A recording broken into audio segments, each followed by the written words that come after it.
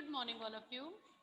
आज हम आपकी बुक का चैप्टर 6 पढ़ते हैं, पर्यायवाची शब्द।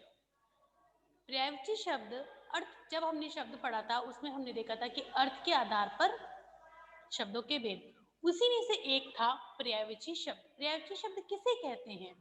देखो, पर्यायवाची शब्द को एक और नाम से पुकारा जाता है, वो है समानार्थी शब्द। जब हमने अनेकार्थक शब्द पढ़े थे तो उसका तात्पर्य था, आपको इन दोनों में कंफ्यूज नहीं होगा, उसका तात्पर्य था कि एक से अधिक अर्थ देने वाले शब्द, उसने क्या कहेंगे, अनेकार्थी शब्द।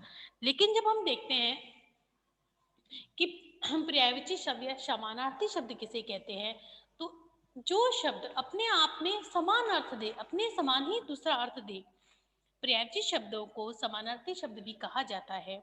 अतः जिन शब्दों के अर्थ में समानता दृष्टिगत है, अर्थात कि दोनों ही शब्द एक जैसे लगे, उन्हें पर्यायवाची या समानार्थी शब्द कहा जाता है। जैसे मित्र, मित्र को हम देखते हैं कि हम मित्र भी कहते हैं, कई लोग मित्र को सखा भी कहते हैं, और कई लोग मित्र को सहचर भी कहते हैं, और कई जने मीत भी कहते हैं। तो हम ये चीज कह सकते हैं कि समान दिखने वाले, अर्थात जिन अर्थों में जिन शब्दों के अर्थ में समानता नजर आए, वो समानार्थी शब्द या पर्यायवाची शब्द होते हैं। जैसे आपको देखिए कुछ उदाहरण, सेवक, दास। अगर मैं सेवक बोलूं या दास बोलूं, आपको दोनों के अर्थ में अपने आप समानता नजर आएगी। उसके बाद हम देखते हैं अनुचर। अनुचर और सेवक और दास तीनों एक जैसे लगते हैं। उसके बाद आप देखेंगे पुत्री, बेटी या सुता। ये अगर हम ये शब्द बोलते हैं तो भी हमें ये समझ में आता है कि ये सारे शब्द एक जैसे हैं। अब आप देखिए इच्छा। अगर मैं कहूँ कि मेरी किताब पढ़ने की इच्छा है, तो आप सब समझ जाएंगे कि मेरी चाह है या मेरी कामना है।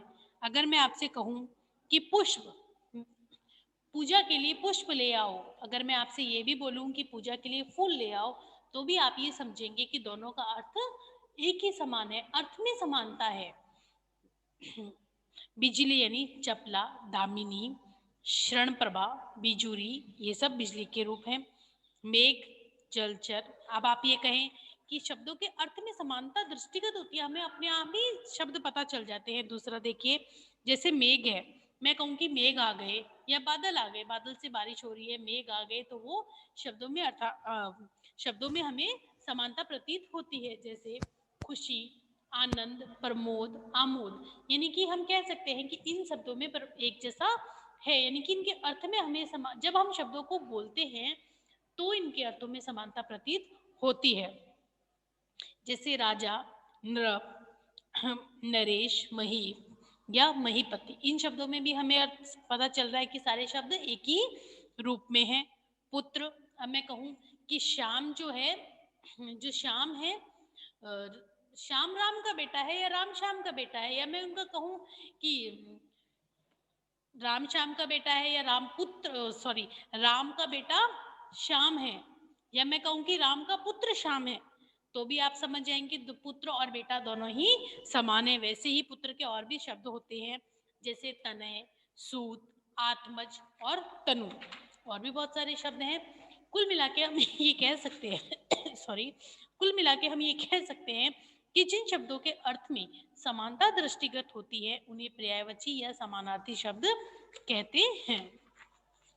और देखिए, जैसे सर्प, सर्प को हम सांप भी कहते हैं, सांप और सर्प में कोई भेद नहीं है।